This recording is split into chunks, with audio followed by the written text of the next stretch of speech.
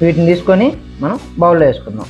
వీటిని మనం పక్కన పెట్టుకొని వీటిలో మనం ముందుగా వేయించుకొని పెట్టుకున్న మొక్కజొన్న చిప్స్ కొద్దిగా వేసుకొని, వేయించుకున్న అటుకులు, వేయించిన పల్లీలు, ముందుగా సన్నగా కట్ చేసుకున్న ఉల్లిపాయలు, కొంచెం తరిగి పెట్టుకున్న కొత్తిమీర వేసుకొని, ఒక నిమ్మ చెక్క పిండుకొని, 1/2 టీ స్పూన్ కారం, అలాగే ఉప్పు మనం రుచికి సరిపడా, ఇందాకలా బజ్జీ వేయించినప్పుడు కొంచెం వేస్టేజ్ వచ్చింది, అది కూడా దీనిలో వేసుకొని మొత్తం పిసుకుదాం.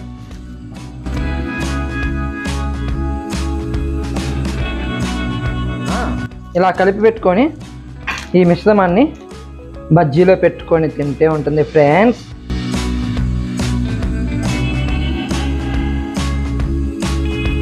అంతా అయిపోయినాక పల్లీలు, అలాగే కొంచెం కొత్తిమీర